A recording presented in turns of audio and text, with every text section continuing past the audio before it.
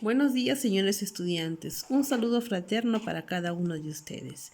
El tema del día de hoy son los cambios de estados de la materia. Primero debemos de saber que los estados de la materia se manifiestan mediante dos fuerzas. Las fuerzas de cohesión, que es la atracción molecular en los cuerpos, ¿no? Que los va a mantener unidos a las moléculas que conforman los cuerpos, y la repulsión, que va a mantener la separación de sus moléculas. Entre los estados de la materia tenemos el estado gaseoso. Como ven, el globo, ¿no? Identifica que allá adentro hay aire y el aire es un gas. ¿Y cómo se encuentran las moléculas dispersadas en el globo?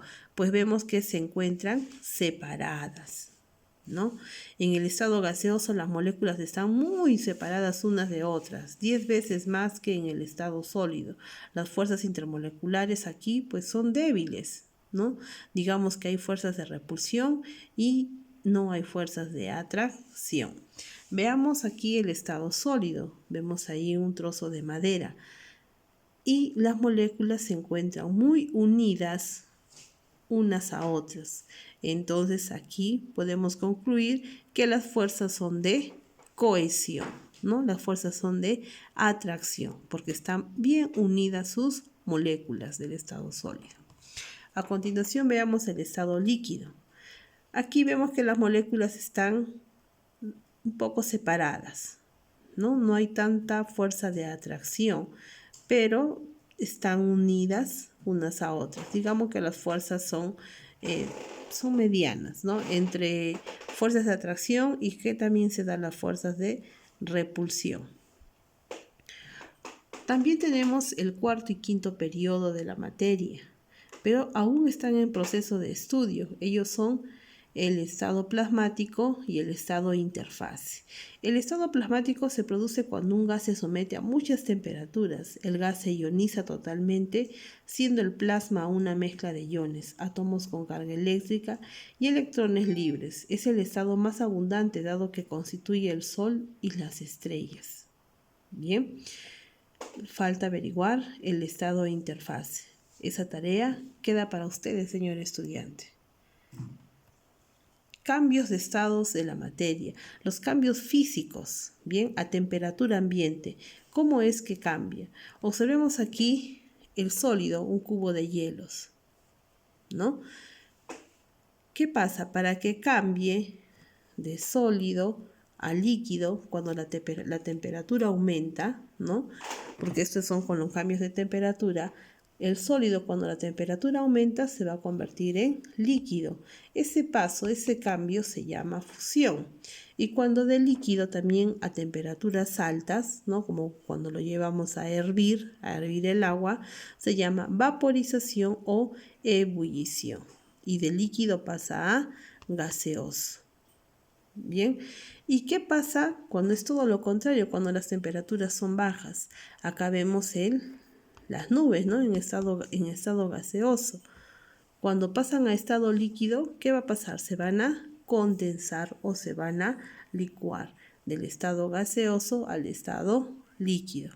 Un claro ejemplo son las lluvias. Aquí vemos de líquido a sólido. Esto también ocurre cuando las temperaturas son muy bajas, ¿no? ¿Qué pasa? Ocurre la solidificación. Cuando llevamos el agua a la nevera, se convierte en cubitos de hielo. Tenemos también pasos directos, ¿no? Del estado gaseoso al estado sólido. Eso se llama sublimación. Bien, sublimación inversa, porque está regresando. ¿Ya? Y acá vemos que está yendo de sólido a gas, sublimación. Un ejemplo aquí de sólido a gaseoso es la naftalina o los ambientadores, ¿no?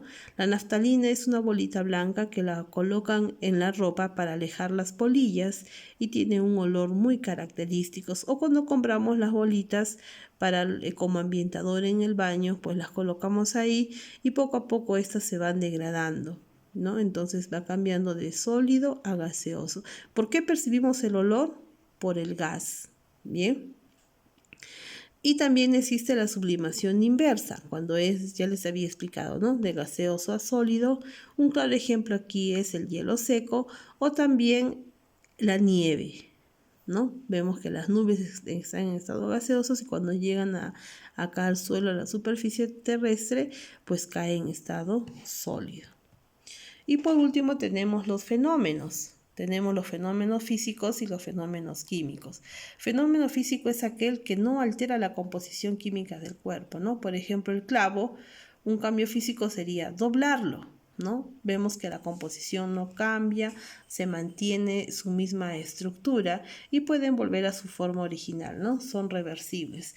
Mientras que el fenómeno químico es aquel que cambia la composición química originando una nueva sustancia, ¿no? Por ejemplo, dice, al introducir un clavo en ácido clorhídrico. Entonces el clavo se lo agrega al ácido clorhídrico y forma un nuevo compuesto, ¿no? Va a formar una sal.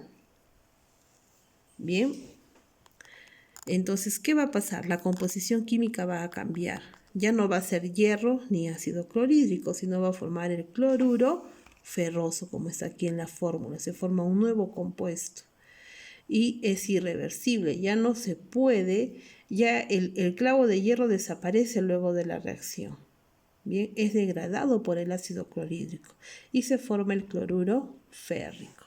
Entonces espero que hayan entendido la explicación de las diapositivas para que puedan resolver las actividades en la siguiente propuesta de trabajo.